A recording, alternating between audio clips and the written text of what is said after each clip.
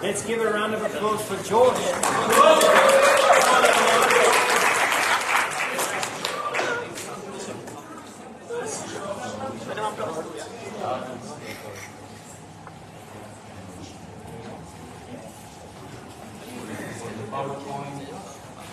Getting there.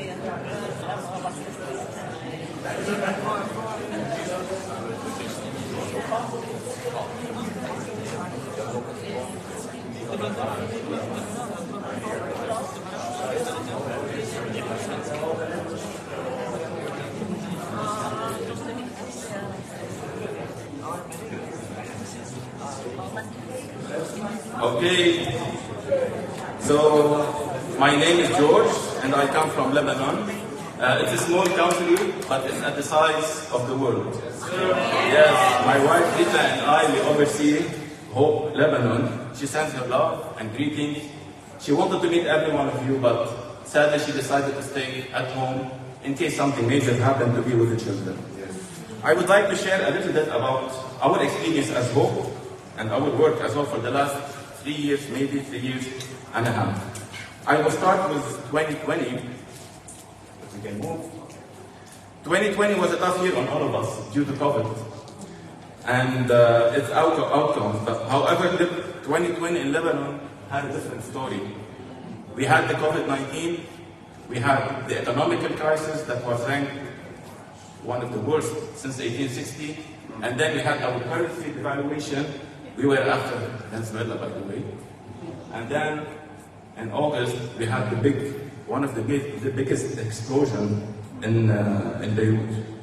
As usual, if we can move, Hope Lebanon was responding as usual to these crises. We received medical supplies from a NGO that is partnering with Hope Global. It is called Heart to Heart. And with this shipment, we were able to help dispensaries, municipalities, schools with medical supplies and many other things, just to help them to fight the COVID. If we can move also. The blast was so strong and destroyed almost the third city of Beirut, leaving 300,000 families displaced, not to mention thousands between injured and killed. Hope Worldwide was literally among the first NGOs that they were on the streets, cleaning the streets, and just being next to the people. Other slide. With the generous donations of our churches worldwide, our churches in the UK, and Hope Global, we were able to respond to the disaster, serving hot meals to the displaced people on the streets, distributing food parcels, dressing their wounds, and also we were able to repair more than 40 apartments. In 2021, we started repairing, from the money that we still had, we started repairing a school that was affected by the blast in some poor neighborhood in Beirut. I will talk a little bit about it later. But in 2021, we started a campaign, Naked and He Clothed Me. We collected second-hand clothes from people, and we started doing garage sales, and we sold them back at a very cheap price, just to help the community and to help the people around us, and also to help the refugees that we have many of them in Lebanon. And this program is still going on. We are helping now orphanages in North Lebanon. We have many poor areas. We are also sending them clothes. And due to the absence of available and affordable drinking water in Lebanon, we have these famous wine-to-water filters, and we were also distributing them. The school I told you about we started repairing it at the beginning of 2021, but in the 2021 we had our first single score. And it was in a very tough conditions. We had COVID, plus the economical crisis. We were barely finding gas to fill our cars, but the volunteers, they helped us in repairing the school. And the school is totally new now. This HSC was so impactful on the volunteers, and they were touched by the locals in their lives. And as a result, we had 3 baptisms from the volunteers, and specifically from the American volunteers. 2022, other slide, we decided to narrow our projects and focus on the most vulnerable parts of the society, which are the elderly and the children, and families that have special need kids. We started visits to an elderly house that hosts more than 70 elders, and we had many activities with them. 2022, we also, maybe another class, yes. We started English classes for adults, just to empower the community around us and the church. But unfortunately, we couldn't continue with that project because it was very challenging to people to find gas to fill their cars and coming to attend the classes. Other slide, we also launched a youth program with a boarding school to empower the orphans and the children there. We partnered with another NGO that works to promote peace among different backgrounds and the Lebanese society. We adopted their curriculum to suit all the children ages, and we conducted training to our youth in the church to deliver the curriculum. And after several visits, the youth volunteers from the church, they were very touched, and they were touching also the lives of the kids. Building friendships, it grew between them. The children would look forward to the visits. Now they wait us. When they know hope is coming, it's a complete joy for them. The lessons were based on topics like to respect others, to love themselves, to love the others, regardless of their backgrounds, and many other life skills to equip them for the future. This year, in 2022, it was a beautiful Christmas for us. We had our second volunteer corps, the HEC, and we spent 2 days at the elderly house I told you about. The elderly house was literally not been cleaned since 2 years because the staff there, they cannot afford the cleaning. So the volunteers, literally you cannot see the sun from the glass. So we spent 2 days, we cleaned the whole premises for them. And also we spent 3 days with the kids, and we conducted a training for the volunteers that they are coming abroad, and they were also doing that curriculum with them. Not to mention playing and cooking and having fun with them. And we make it a point to make sure that we will abuse the volunteers. We had a big party, Christmas party. We had around 120 kids. And of course, they are from different backgrounds and different religions, not to mention the families that they came with them. It was a fun time for them. 2023, as usual and expected, we started the year with a disaster. A massive and destructive earthquake struck Syria and Turkey. Thank you, George. And we decided to launch an outreach to collect donations and support the displaced and affected, and those they were affected by the quake. We sent in-kind donations through our partners and our disciples there in Syria. Food parcels, wine-to-water filters, and sleeping bags. The plan for us as HOPE, it was to go to Syria in September or October, but because of the security situation, those plans were postponed.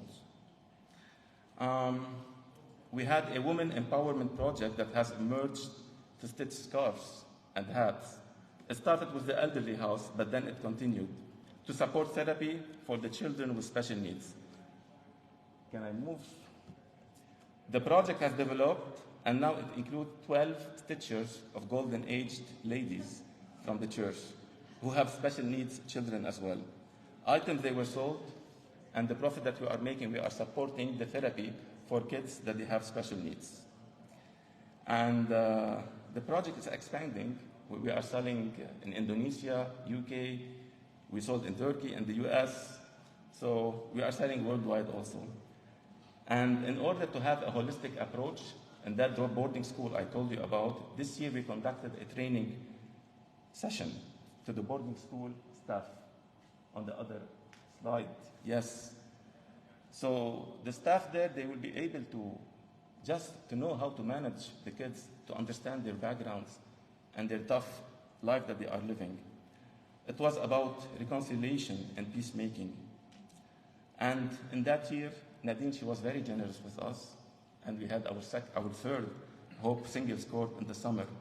In addition to spending time and playing with those kids, we had a fun fair. It was an amazing day for them, just playing with them with inflatable games and cotton candy. It was something different. And we also started repairing and renovation. It was a monastery that was abandoned for almost 7 to 8 years. And the nun that we are working with, she decided to turn this monastery into an orphanage because the need is growing. So we started doing that. And when the volunteers came in June, yes, that's us, we did the gardening. Maybe Madison is here. She knows what I'm talking about, and Andrew. And it was amazing, just renovating this orphanage to be. Now this orphanage is hosting 22 happy kids. We have challenges, definitely. The work has not ceased, but unfortunately we have always obstacles that stand in our way, and to move forward. We have learned to put long-term plans and short-term plans, and to be flexible in implementing. As you all know, we live in a turbulent region, and right now the situation is not very stable. As I told you, we had plans to visit Syria, but then again, we postponed them. So many challenges are facing us, but we are determined to continue forward. Other challenges we have is to fund, because NGOs in Lebanon, if you are not affiliated with a certain party or certain political direction, it's very hard to get funds.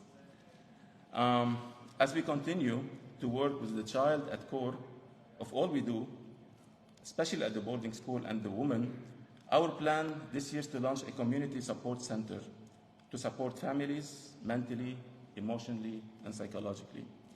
A big number of disciples in the church, they have the opportunity to get online training to become mental health coaches. Then each went to specialize in certain critical issue to support various individuals in the community. This center will serve to provide technical support for parents and individuals through holding awareness sessions and individual counseling on issues that affect the child and the family.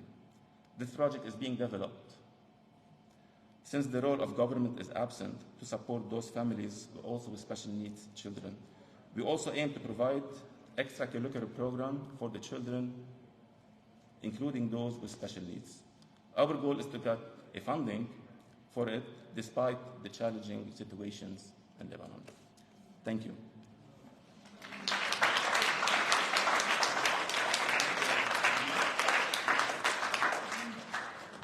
So our next session is Soren and Jonathan. You ready? Yes, we are ready. Come on up.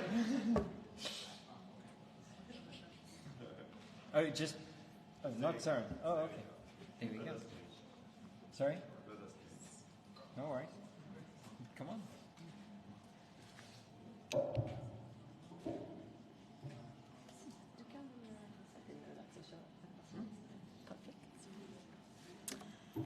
Yes, hello. We are from the Stockholm Church and from Hope Worldwide Sweden, in case that wasn't clear.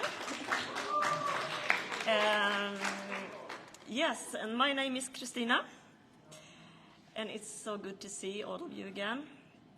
I remember listening to Justine last time we were here, and she was talking about the Hope Center in Berlin, and I thought that would be a really cool idea to have a place like that, so useful for so many things and occasions. And now we actually got our own center. Yes. And I'm going to tell you a little bit about how we got there before we get into the real topic, optimizing volunteering. So almost immediately after the Russian invasion and war broke out in Ukraine, a lot of Ukrainian people started to come to Stockholm. And the same week was a school holiday in Sweden, so we were away abroad.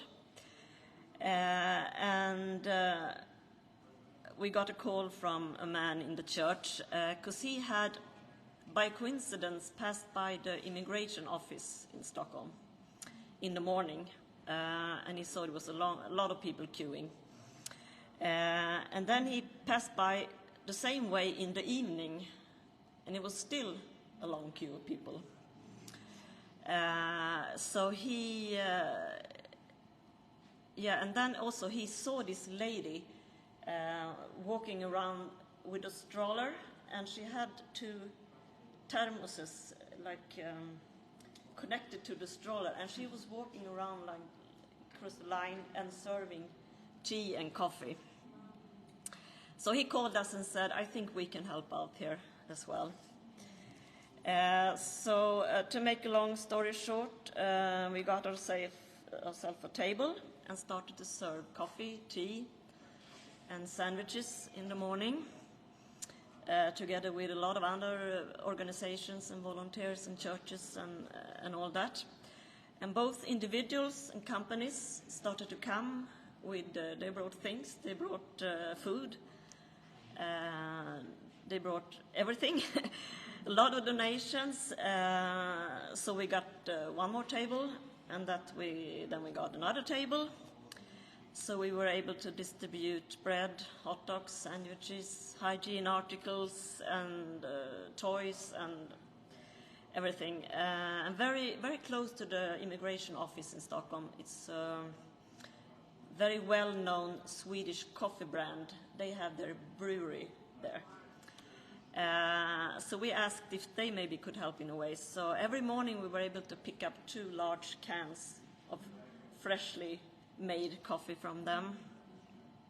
And we got leftover breads from a really, really good bakery in Stockholm. They laid us huge bags every day. And we got so many other things from other people. So for 100 days a row, we stood there in front of this immigration office, and we served the Ukrainian peoples who were applying for visa. And we rented a trailer so we could keep all the stuff during the night. But as the business sort of grew, we felt the need to have a storeroom of kind. So we contacted the largest real estate company in that area and asked, do you have anything we can borrow for a couple of months, or anything we can use for our stuff? So they actually offer us a 480 square meters big build location for us that we can have, and we get it for almost free. We pay 1 Swedish crown a month for that one. And I think this is very much how Sweden works in crisis. We saw that in 2015 when a large number of refugees came to Sweden. And we're going to get back to that a little bit later. Of course, our thought was to use the premises as a storeroom and a place to prepare for next day's service. But during the early summer of 2022, as the queues sort of reduced outside the immigration office, we decided to continue our business indoor. So since then, we have been open twice a week, and every time our center is open, between 100 and 150 Ukrainian people come to visit us. Yeah, so, and also in April this year, we were granted money from the EU Social Fund so that we were able to hire 3 people. And I don't know if any of you have any experience with EU funding, but I can tell you that that money don't come easy. No. It took my poor husband almost 4 months just to write the application. And the administration and reporting is almost killing you. But we have also been able to do a lot of really fun things and a lot of very helpful things for people. And one of the 3 people that we were able to hire is this young man next to me. Yes, and he's going to share a little bit more about how we have been working these past 6 months. Yeah, come on, John. Come on, the young people. Yeah. Great. We can change slides. Yes, some media coverage. Great stuff. And then change one more time. One more time. That's great. Well, it's truly been an incredible journey. This privilege that it is to work with Hope, and receiving these funds from the EU has been such an adventure. For the first time in our history, we've been able to have employees with Hope, which I think is a huge step as an organization, especially getting a grant from an instance such as the EU. They came to some sound effects there going on. They actually came to evaluate this project after 6 months, now about 6 weeks ago, and upon arriving they had prepared questions, and they wanted us to supply a few of our participants, and they basically spent the whole day there interviewing us about our financial protocols and our administration, but also spending time with our participants, interviewing them what they've been drawing from this time with Hope. When the meeting was done, the committee, I opened the door because we weren't allowed to be there, because I heard that the room is silenced, and I came to clear the coffee cups and the mugs, and I open a room and they're sitting there sobbing, just crying, and they're like, we need time. We need time to recover. For the first time ever, they were moved in this way, seeing an organization and seeing how their funds were able to bring so much hope to people. So it's an incredible story for sure. Yeah.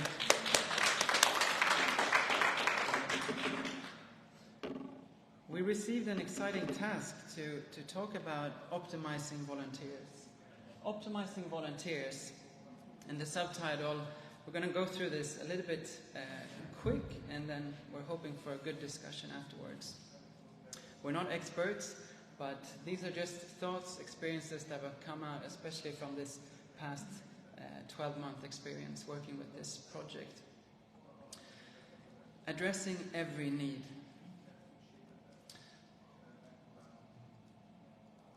I think that our ability to answer these 3 questions will shape our ability to optimize volunteers. Our ability to answer these 3 questions will shape, influence our ability to optimize volunteers. Why volunteer? Why me? And why stay?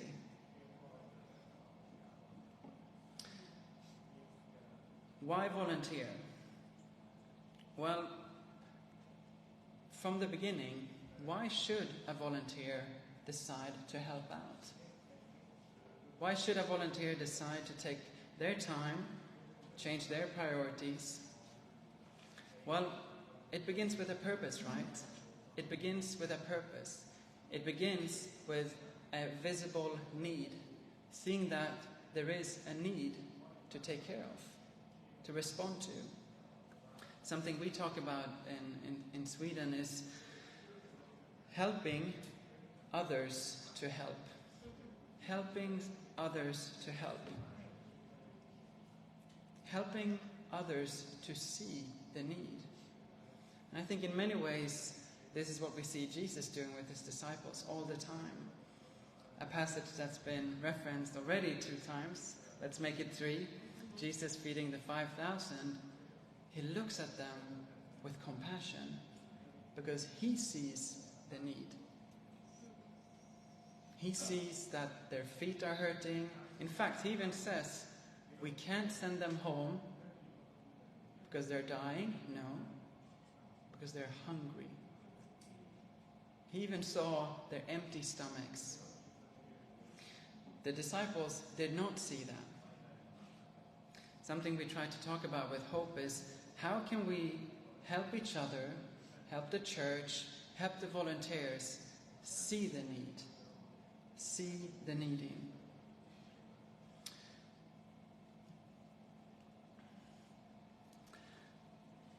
Why me?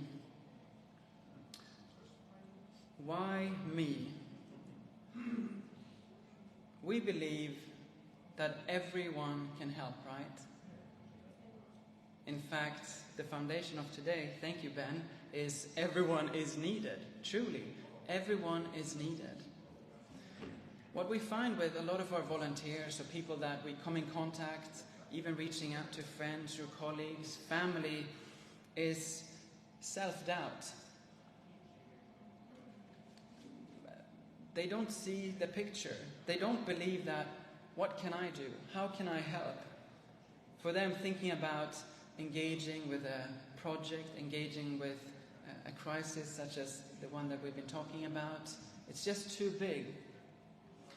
Something we try to do is helping them see that we need you. They need you. You have a place here.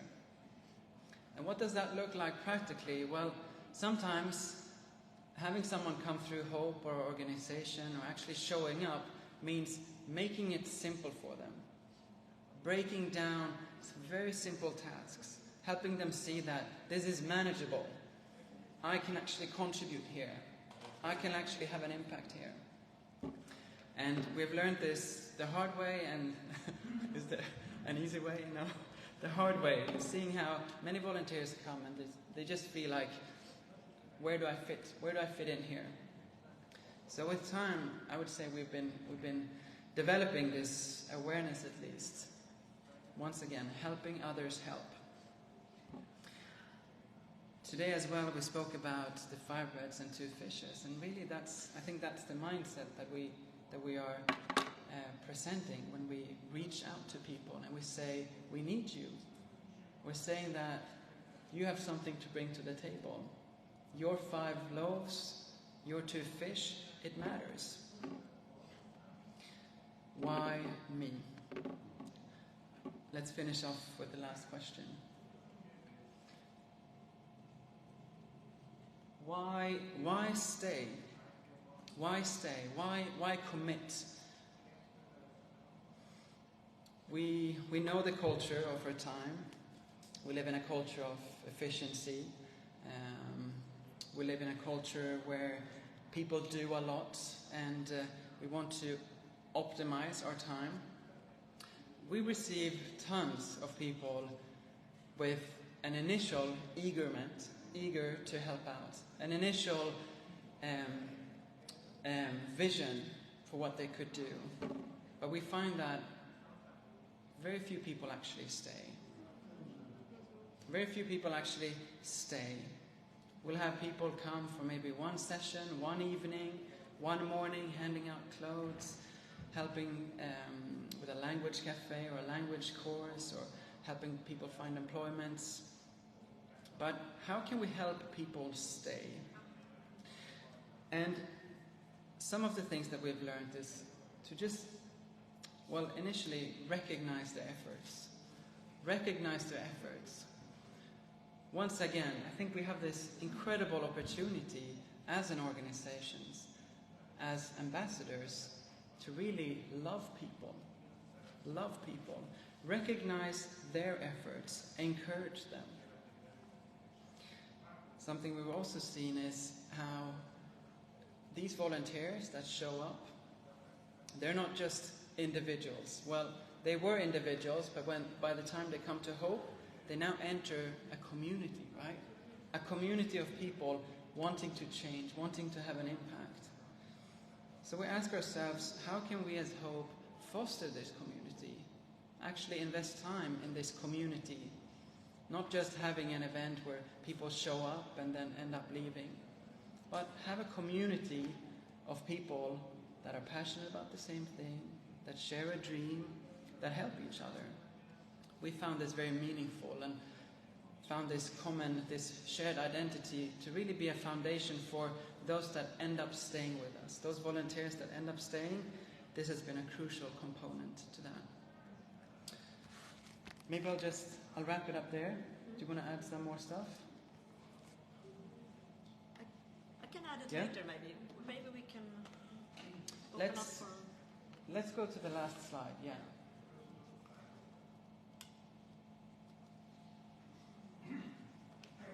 What we envisioned just for the discussion, quite similarly, that we could break up in small groups and take some time to reflect on your experience as an organization.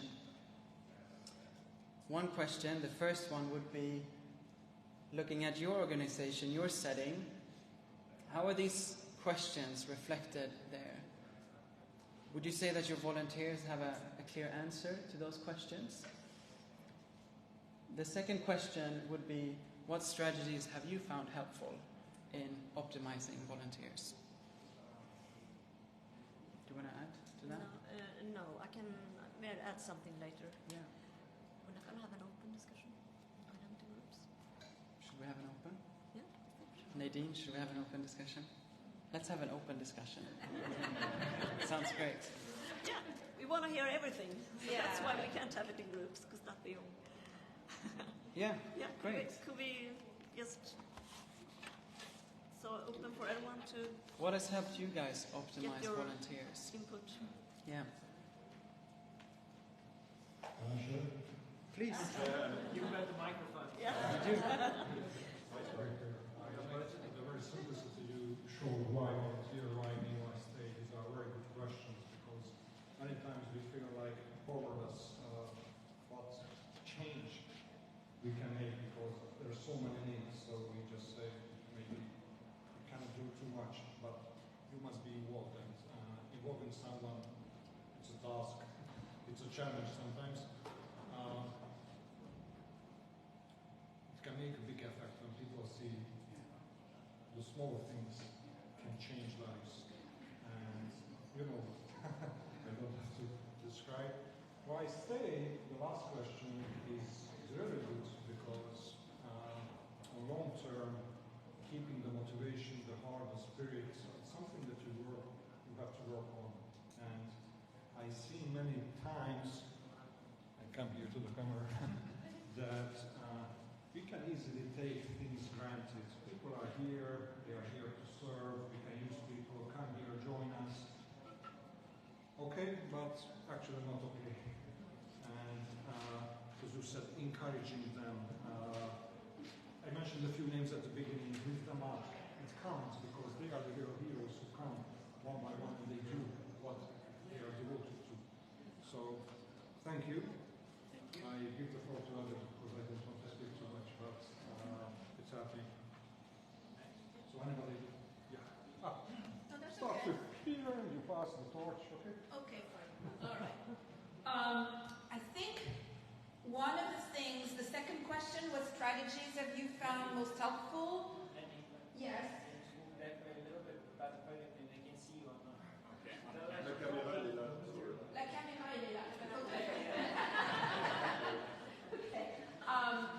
So yeah, that second question, I think one of the things that we have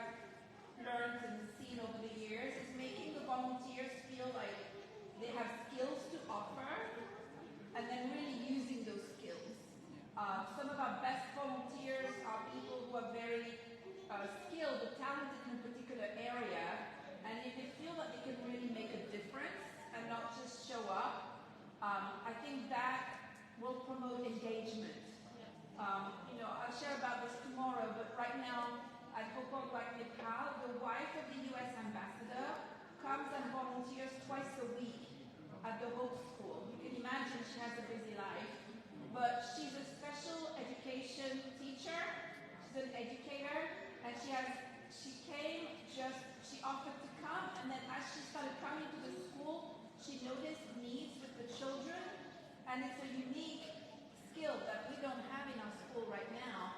So she comes once a week to teach the kids, once a week to train the teachers, and now because of her involvement, we're going to be able to hire a special education teacher that she will train.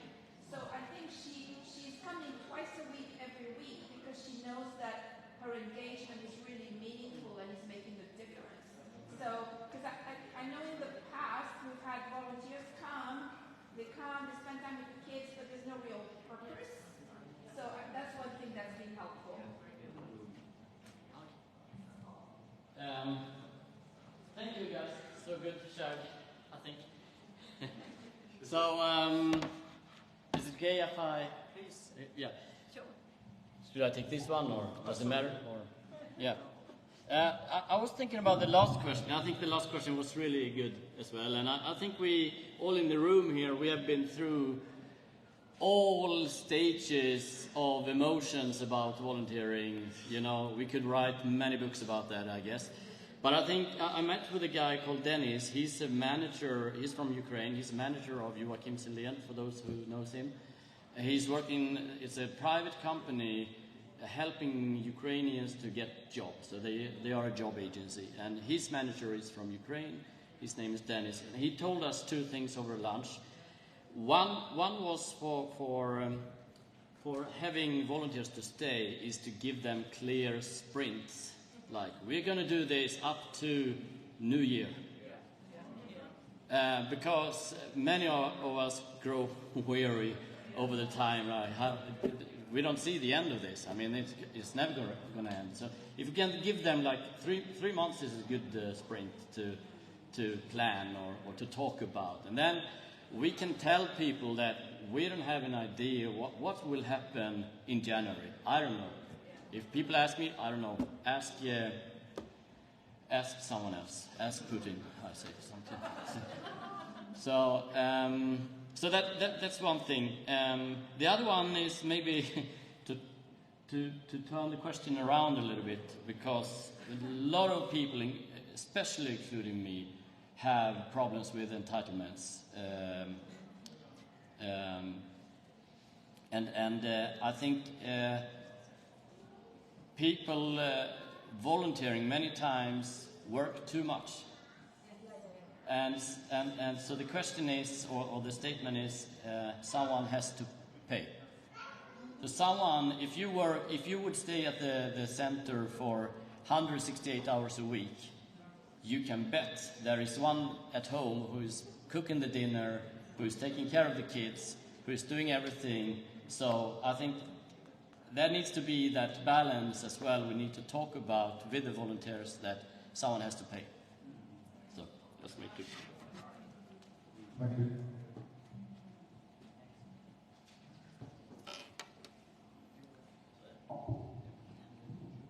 In Finland, we do work with homeless people, and we found because we are quite a church and so many volunteers, so we work together with the sound.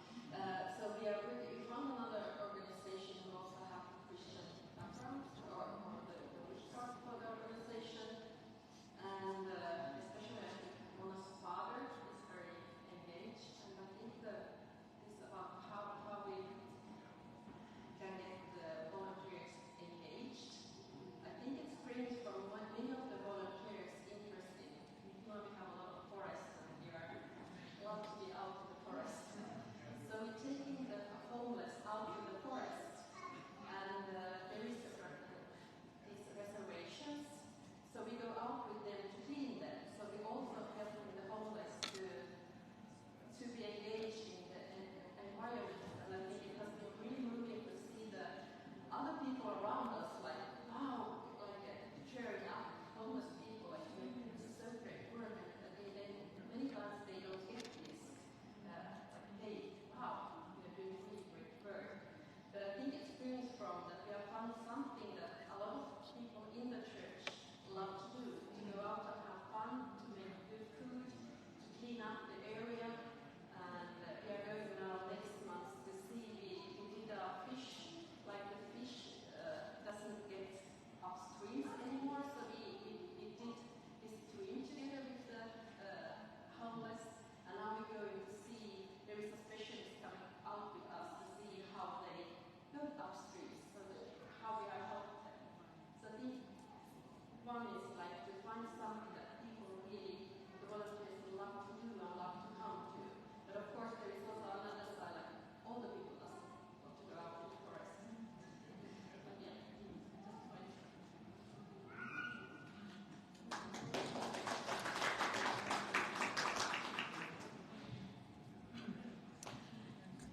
Yeah, I wasn't sure in the beginning why we got this topic, optimizing volunteering, because I think we haven't quite been able to figure out how to get the Swedish volunteers to stay and to get the church more involved. And we really like to have your input on this. Our permanent volunteers are 80% Ukrainians at the center. And when we started Hope Worldwide in Stockholm, that was done just a little bit, just a little bit before we met the last time. When we started, our main intention was not to fundraising. It was to get people involved in helping projects. But we have raised a lot of money, I can tell you, because as you all know, Sweden is a fairly wealthy country. We have a high standards, so people obviously have a lot of money, and they are very generous to give. But the thing we want to sort of have your input on is it seems to be a larger step to go out and get involved with people. It's easier to just give of your wealth more than give of your time. So I just want to give you an example of this, because we also have a language cafe that we started in. We had it since 2013, so it's been 10 years now. And it is in a rough neighborhood where like 99% are immigrants. And it was started by Anna-Karin here, who works as a teacher for immigrants. She started it with one of her pupils because they needed, because it's in Saturday afternoons, so it would be easy for them to come just to learn Swedish when they are not at work or school or something like that.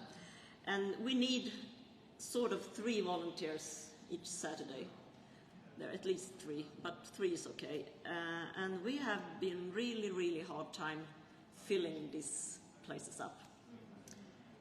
But we constantly do announcements, and we also do announcements about our center, and please come, help. But the other thing I think that is so, it sort of makes the point, it's we joined, there's something called World Cleaning Day. That's every year, every world thing that it's in September, you go out and you clean your neighborhood. And we made that twice. We made an event in cooperation with an environmental organization in Stockholm that's very well known. So we made this like a project with them, and 60 people from the church showed up. So I was totally amazed, and it was super fun. It was a sunny day, and everyone was so happy, and we cleaned parks, and we cleaned a lot of things. But afterwards it made me think a little bit that maybe it's that is not such a hard thing to do, to go out and clean. It takes more of an effort to go out and meet people and to talk to people and to connect with people. So I just wanted to give that as an illustration, but we would really like to especially have your input about getting the church more involved. So if you have any thoughts, that would be super helpful. Question of the day. Yeah.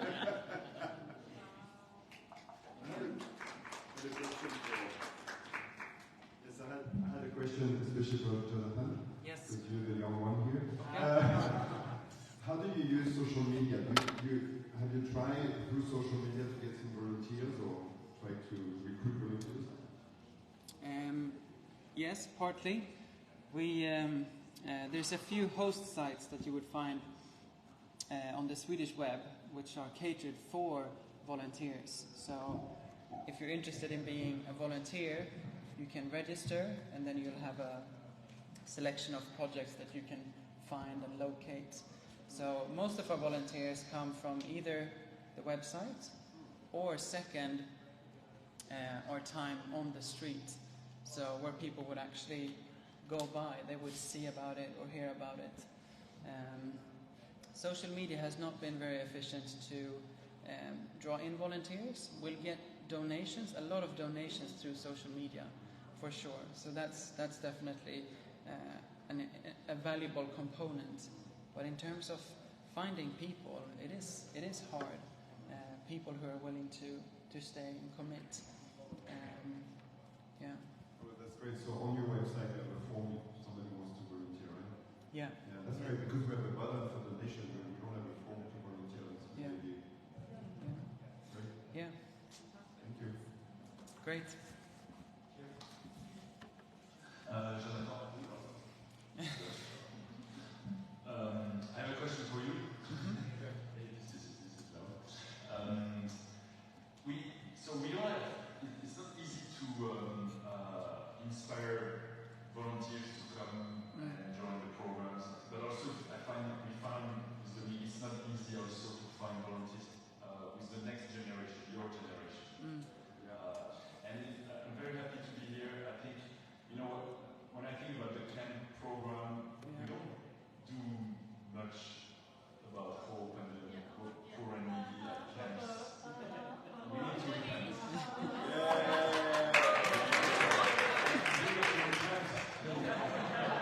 But do you have any idea, any thought on how to encourage the next generation to do a better job than us with this industry? It's a great question.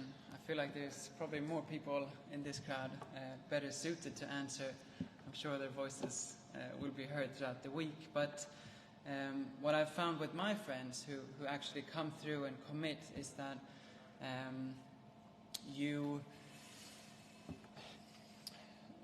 a little bit of what was spoken today, that you package it in such a way that it's made accessible for them. You help them see that there is actually something that you can contribute to here. Let's say a practical example would be integrating Ukrainians with the Swedish language. When people hear that, they think, well, I would have to be a Swedish teacher to do that. So we just help them see that not at all. Every Monday night for 2 hours, we have food and coffee, and you just come by and you just talk. In fact, you just listen. And if they have a question, respond in Swedish. But in a sense, lowering the threshold for them and seeing that there are opportunities for sure. That has helped people in my community commit.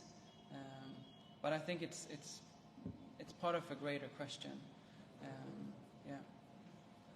Maybe the young people have some thoughts on that. Come on, young people.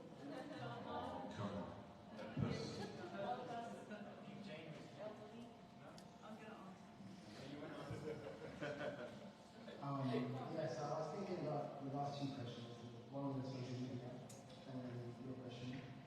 I think for us, with social media, if we're posting about what we are doing anyway, and that's the most natural and most effective form of getting more volunteers. I say, for example, like Fiona and I will be helping cancer in the UK, and if we just like post about what we're doing, then that generates this natural intrigue on like, oh, you guys do this stuff every single month, like, what is it? You know, so that's the social media.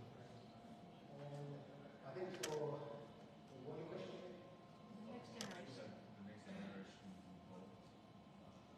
Yeah, so I think again it is just like showing opportunity, because the desire I feel is there already, and that desire when I'm not channeled with other places. I feel like actually there's elsewhere if you have known that they can do this stuff. So I think kind of like what we're doing is like showing what we can do and showing that you can do it is what will get people there. Yeah, I can share a bit because we've already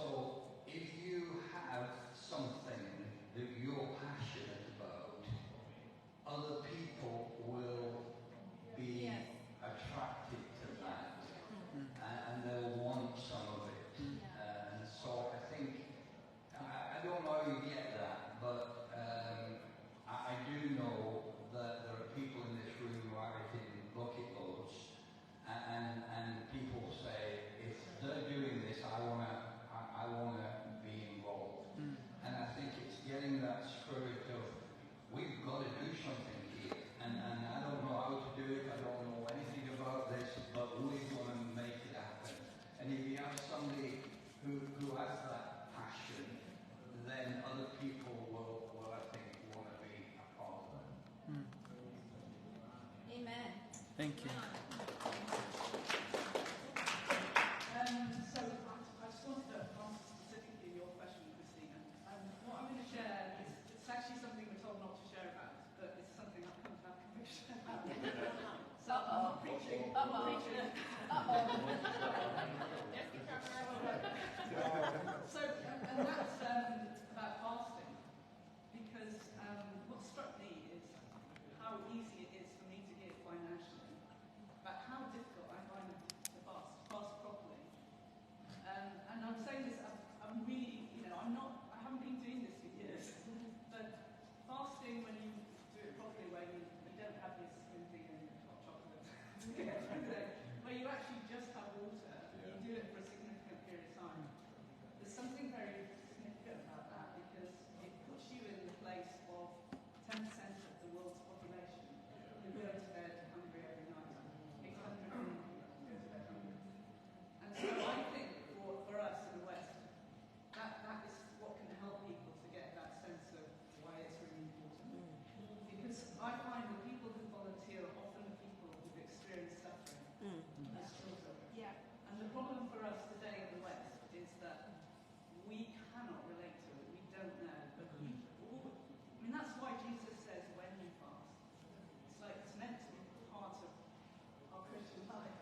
And I think that enables whoever, no matter how wealthy you are, if you fast to the point where you're really feeling that need to rest, and just to be with God and have your needs met by God, I think that can really make it. Amen. Thank you very much.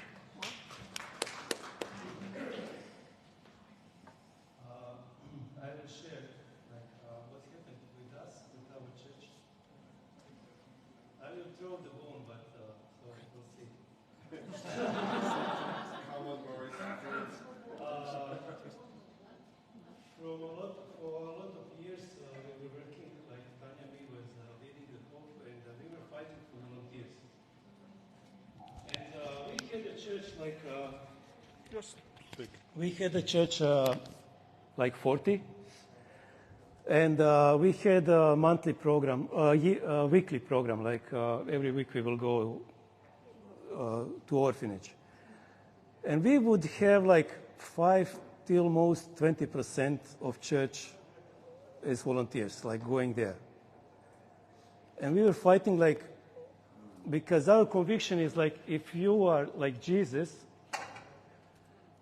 and on previous one conference I heard somebody mentioned try to count how many times he was preaching and how many times he was helping. Our conviction is we need to live like Jesus, and he was doing both things, teaching and helping. Yes. And we were fighting for volunteers, and our leader was kind of, okay, you can do it, but wasn't with us. And a few years ago, we went through huge turbulence. We lost many disciples. We are now like 14, 16. But now we have monthly program going in elderly home. And now we have 100+% of going there. Amen. Which means whole church plus some guests. And how it's happened? Because of leaders who came. They were in many places. They were in Honduras, and they by themselves was going in the slum place, helping people with their own money. So by their conviction, their lifestyle, they pulled church, and they asked how we can help. They called Tanya and me and said, how we can help. Amen. To you. Wow. Yeah. And we said, we need to see how we can pull disciples. And they offered, instead of one midweek, go to elderly home. So we all, church, go to serve instead of one midweek.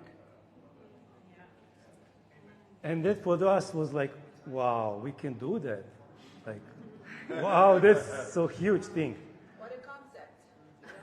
So yeah, and if you're wondering how you know, like parents, kids. We have family, they have 6 kids. And sometimes they are all there. Sometimes half of them there. But if they can come all. So it's like mostly time they are all there.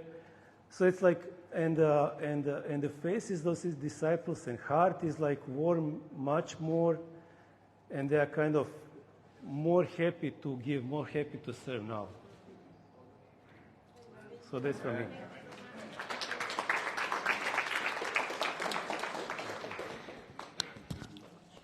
Can I?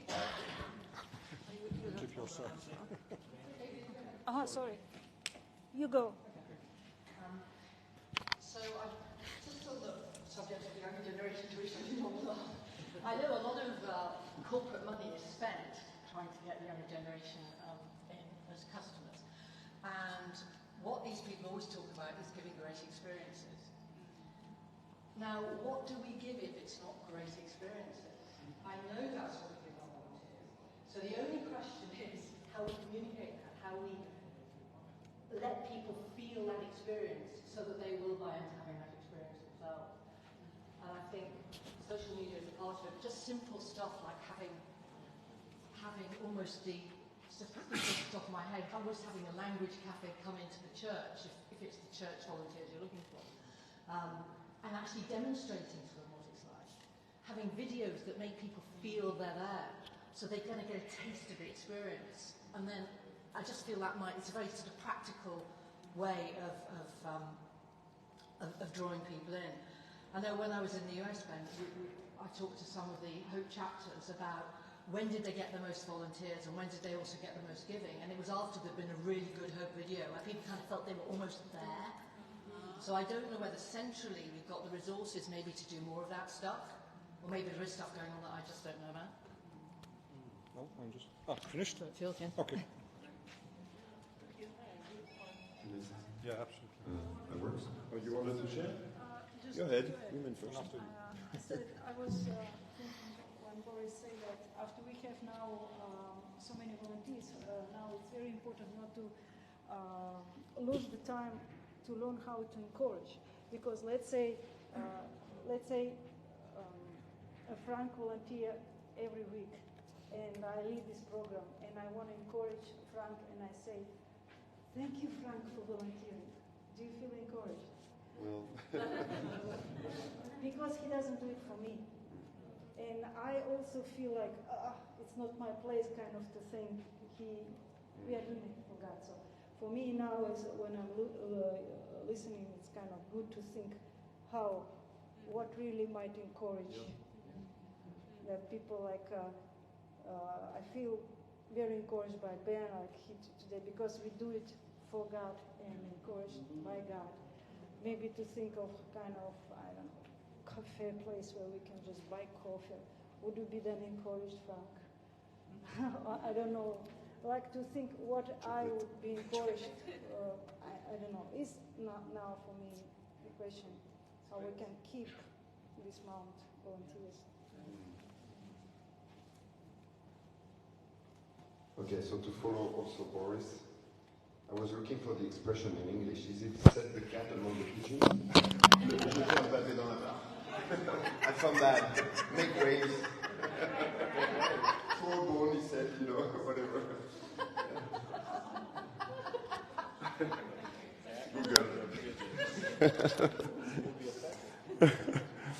No, but I think what you said is very important. And that's our battle for every one of us. I'm very sad when disciples are not involved, and very difficult. So I said, I don't care if people are disciples or not, so I'm going to recruit volunteers wherever. And in our neighborhood, in our building, there are 100 apartments, and somebody had the idea to put a WhatsApp group. So I think 62 of the apartments are in the WhatsApp group. So I said, hey, I'm looking for volunteers. We're going to help in a nursing home. And for the moment, one person came with her children, and she's a musician, so we go and sing, and she's really awesome. And she said, I'm going to spread the word in the residency. I'm going to find some other people. This is so awesome. So she's going to be the ambassador in the residency. So sometimes we need to find just in our community, just around us. And I say, If disciples don't want to come, that's okay. I'm going to find other people. A lot of people want to come. And also make it easy, what you said. Andrew, you said make it easy. I think it's very important to do project in our neighborhood and community, because with all of our schedule and young people, but older people too, if you ask me to cross Lyon, take transportation for an hour to go serve an hour and then come back, it's too far away. But we do stuff. I found a nursing home. One of my friends is leading a nursing home just in Iowa. It's like 5-minute walk. And there's no excuse. And we keep it an hour and a half. So we sing for an hour, and then we have a little break and snacks with the elderly for half an hour. And then it's over. So it really takes an hour and a half plus 10 minutes to go and return. So it's really in the air. So that makes it simple to keep in the area. It's better to have a small project, I think, in our district where we live, than people have to travel for an hour to go to help a project. So that was just my little thing.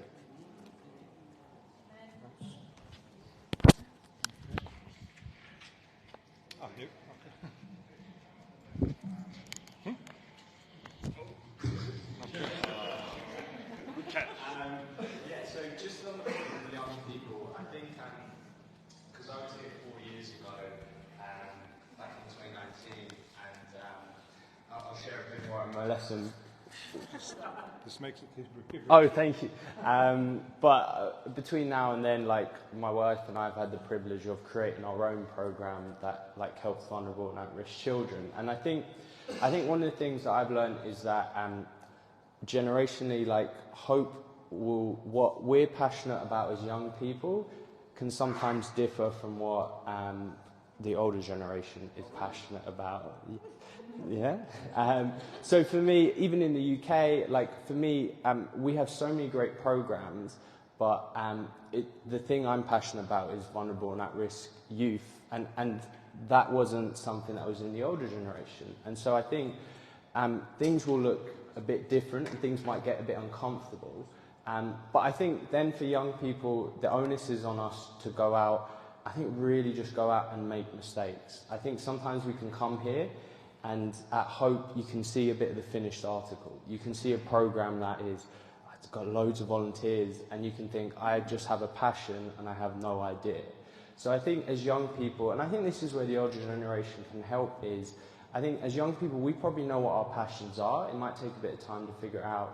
But I think you guys encouraging us to go out and make mistakes, even share some of the mistakes you've made, because I think sometimes we just get paralyzed and think, how on earth am I going to arrive where you guys have arrived? So I think that's all I'd say, is encourage us to try and make some mistakes. So, yeah.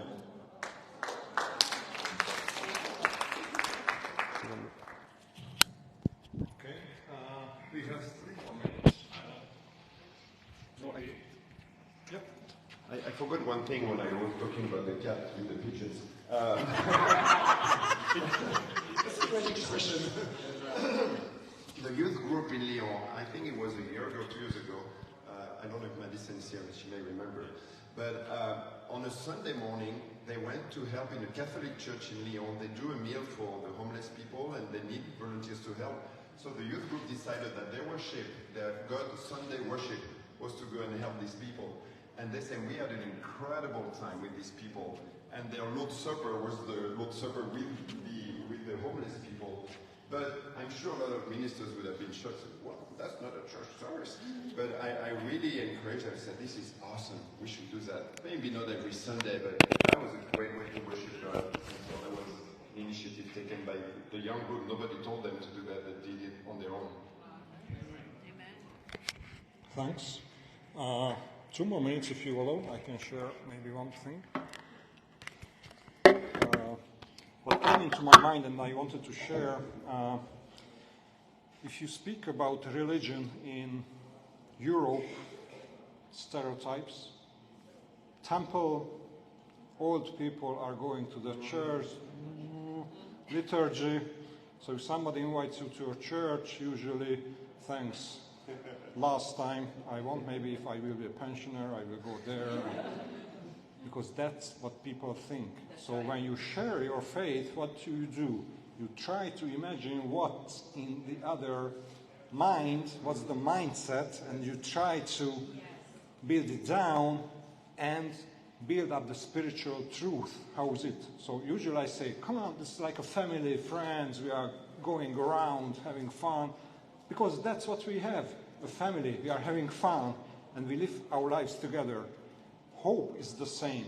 When we go out, we are evangelizing, trying to convince people this is something good, but the basic mindset, it's hard. These are those kind of guys who go out and have I don't have the time. It's too complicated, tiring. I don't have time. I have family. I have kids. I have whatever. And they ask me sometimes that how you do it. I do a lot of things I don't want to share. And I say because I enjoy it. How is it? The spiritual truth that it's better to give than to receive. This is like gravity. This is how it works, but the people doesn't know.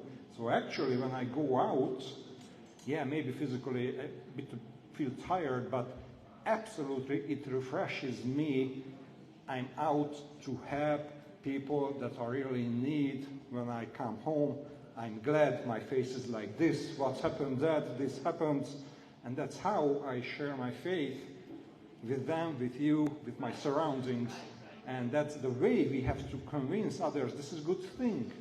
And I like your share that we also want to involve others in our mission. And I can tell I have colleagues who are not religious, they don't want anything with any charity, but if they hear, you still collect the clothes? Okay, I prepared some. Can I bring it next week? Yeah. The other, I have this a set, I made it for you. You still have that house that you usually visit? Yeah. Can I bring? Yeah. And this is just small offers, but this happens from time to time from everywhere, not just from church or even our volunteers, and that's how it's built up. So it's very good to go beyond, build down all the obstacles and build up the truth and really share the joy and our basic convictions, because this is what we believe really, and hearts will change the hearts, and that's how we grow. Amen. Kevin. Okay, it's over. Thank you for the participation. We have a small break. And we just wanted to say thank you as well on behalf of Sweden. Probably the only opportunity to do so. Well, thank you, Jane and Ali and Ben, George, just for laying the foundation for this morning. It is a privilege to be here, especially as the youth. So thank you. Thank you. Kevin, I don't see the schedule. 15 minutes? Half an hour. 28 minutes now. Okay, 20. Half an hour. Enjoy. Thank you.